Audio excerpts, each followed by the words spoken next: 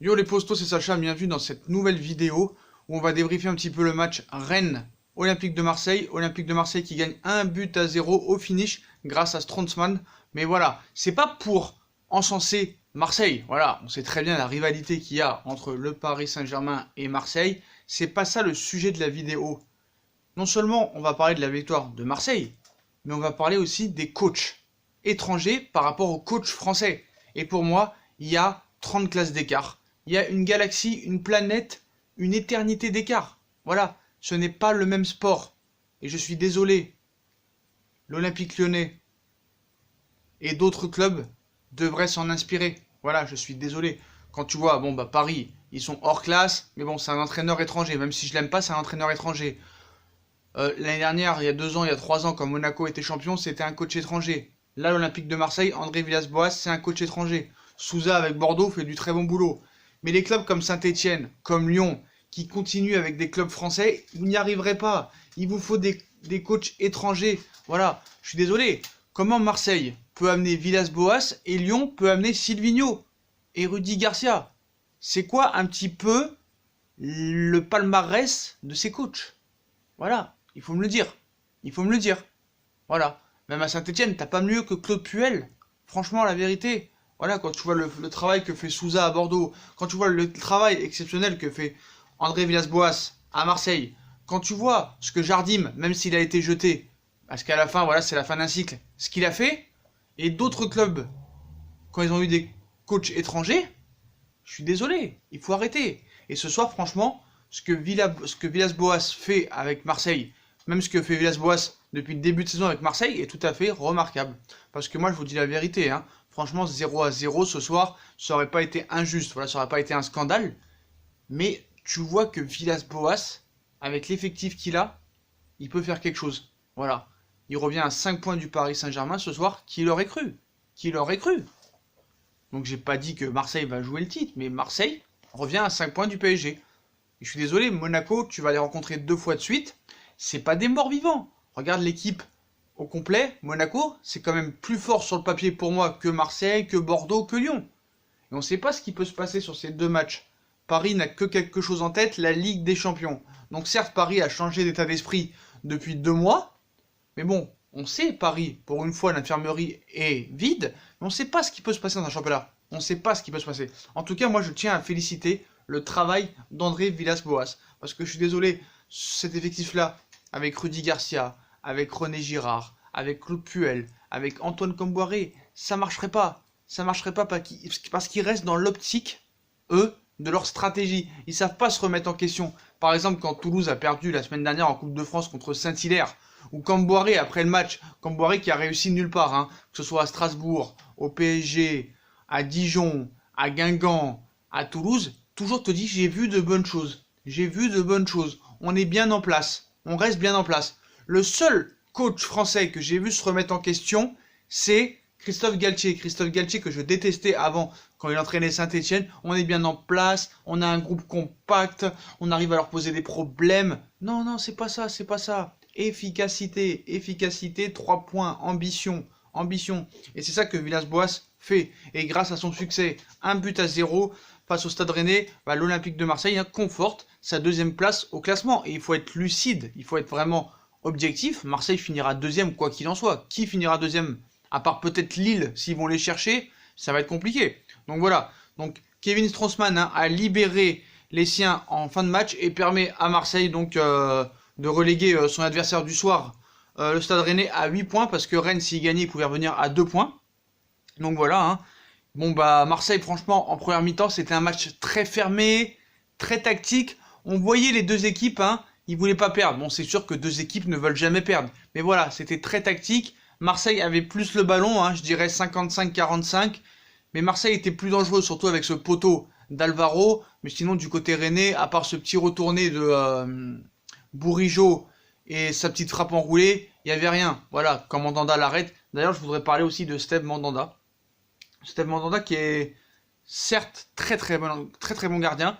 Et ce que je comprends pas, c'est que quand il fait des arrêts exceptionnels, et il a fait beaucoup de matchs exceptionnels à Marseille, Mandanda depuis 2007, et lui, on le juge que quand il fait des bourdes. Il n'en fait pas tant que ça. Et moi, franchement, pour moi, Steve Mandanda est meilleur que Lloris. Certes, Lloris a fait une Coupe du Monde exceptionnelle. Mais à l'heure actuelle, Steve Mandanda doit être le numéro 1 en équipe de France. Et ça, c'est la vérité même. Il est plus fort qu'Areola. Lloris, il est blessé depuis quelques mois. Mandanda doit être le numéro 1. Et Mandanda a toujours été au top niveau à Marseille. Bon, il s'est perdu à Crystal Palace pendant une année où il n'était pas vraiment titulaire. Mais je suis désolé. Le nombre de points qu'a sauvé Mandanda depuis 2007 à Marseille, c'est énormissime. Et Steve Mandanda, franchement, on n'en parle pas assez de ce joueur. Franchement, parce que c'est un gardien qui est respectable. Et je pense que ça aurait été le seul, bien sûr, avant que Navas arrive et que Rico arrive, c'était le seul qui avait sa place au PSG, par exemple, lors des 3 dernières années. Avant que Navas arrive, bien sûr. Donc voilà. Donc Marseille a monopolisé le ballon dans le premier quart d'heure. Hein, voilà, ces derniers peinaient à s'approcher des buts gardés par Mendy, mais voilà. C'était un match tactique, voilà, on ne voulait pas perdre, voilà, des deux équipes. Hein. Marseille n'a pas fait non plus un jeu extraordinaire. Rennes, franchement, on les sentait qu'ils pouvaient jouer en contre-attaque, amener du danger, mais offensivement, c'est assez faible. Voilà, faut dire la vérité, c'est assez faible. Et tu vois que tu as besoin d'un coach pour amener cette patte technique, cette patte tactique, pour te faire gagner le match. Et c'est ça qui manque chez les entraîneurs français. C'est ça qui manque. Donc voilà. Donc moi, franchement, qui m'a impressionné ce soir du côté rennais, bah, hey, Camavinga, il n'y a que lui qui sort du lot. Et je suis désolé, ça va être très dur pour Rennes de garder Camavinga. Parce que franchement, sur ce match, hein, il a fait un énorme match au milieu de terrain. Il a été à l'initiative de beaucoup d'occasions. Surtout de la première action du match au premier quart d'heure, hein, en distillant une superbe transversale pour Benjamin Borigo. Voilà, très en vue en seconde mi-temps, il a été victime de plusieurs fautes adverses. Il a failli sortir sur blessure malheureusement, hein. Ça par contre Marseille c'était pas très bien. Il est finalement remplacé par Fabien Tête à la 85e minute de jeu. Voilà, mais franchement pour moi l'homme du match côté rennais c'était Camavinga. D'ailleurs Léa Siliki a fait un bon match aussi, mais voilà, Bourigeaud aussi a pas été mauvais, mais Rennes aussi a été bon. Mais voilà, c'est l'efficacité qui compte et la patte tactique de Villas-Boas a tout changé pour moi. Du côté marseillais, qui j'ai trouvé très bon, mais en fait à Marseille j'ai trouvé Camara très bon, mais pareil Marseille aussi. Ça a été vraiment un collectif. Voilà, un collectif compact. À part Benedetto qu'on n'a pas vu, moi j'ai pas vu de joueur exceptionnel à Marseille. Qu'est-ce que t'as eu? T'as eu Steve Mandanda qui a été très bon.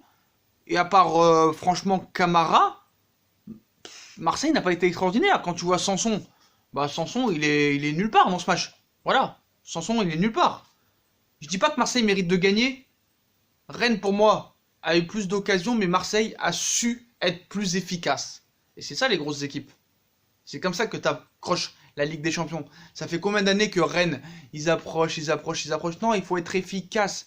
Et les coachs français n'arrivent pas à être efficaces. Voilà. Donc moi, pour moi, les joueurs de Rennes ont été meilleurs. Voilà. Camavinga a été très bon. Qui je pourrais dire? Léa Siliki, Bourigeaud, Rafinha a été très bon.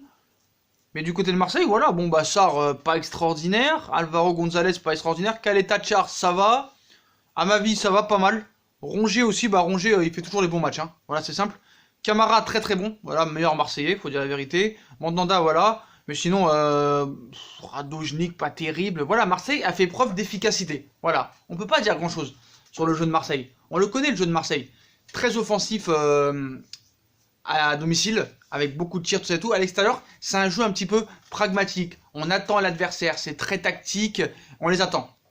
Voilà, mais en tout cas, franchement, moi, tout ce que j'ai à dire du côté de Marseille, c'est bravo Villas-Boas. Parce qu'il faut dire qu'avec un coach français, Marseille ne serait pas deuxième. Voilà, faut dire la vérité.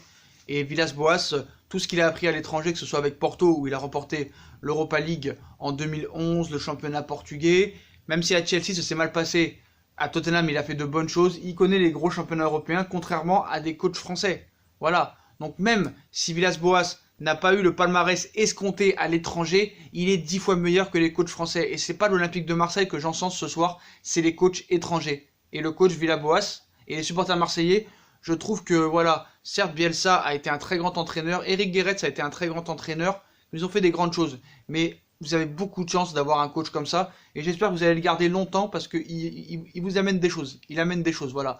On a vu contre Trélissac, bon c'était un match de reprise, c'est pour ça les joueurs ils étaient pas motivés, tout ça et tout. Mais voilà, l'Olympique de Marseille sur le papier n'a pas une équipe extraordinaire. Et ce soir Marseille n'a pas joué un jeu phénoménal. Mais au niveau de l'état d'esprit, ça gagne. Et on cherche la gagne. On cherche peut-être pas le beau jeu à l'extérieur, mais à Marseille à domicile ça joue bien. Il n'y a rien à dire. Mais à l'extérieur ça a du mal. Mais Villas-Boas il le sait ça. et il sait jouer avec l'adversaire. Il étudie, ça regarde des vidéos, ça pense pas français, ça pense gagne. Franchement, bon, c'est un bon entraîneur aussi, Stéphane, il n'y a pas grand chose à dire. Je pense que Rennes finira dans les 5 premiers. Mais franchement, Rennes, ils auraient dû se concentrer sur l'Europa League. Avec le groupe que tu as eu, tu avais moyen de faire quelque chose. En tout cas, bravo à Villas-Boas. Marseille ce soir finit avec une victoire 1-0 grâce à un but de Strootman jusqu'à la fin du match. Voilà, Marseille y a cru. Marseille a été tactique. Pas un match extraordinaire, même si je trouve que les Rennais ont un peu mieux joué, mais Marseille ont su être plus efficaces et ont su amener un certain danger.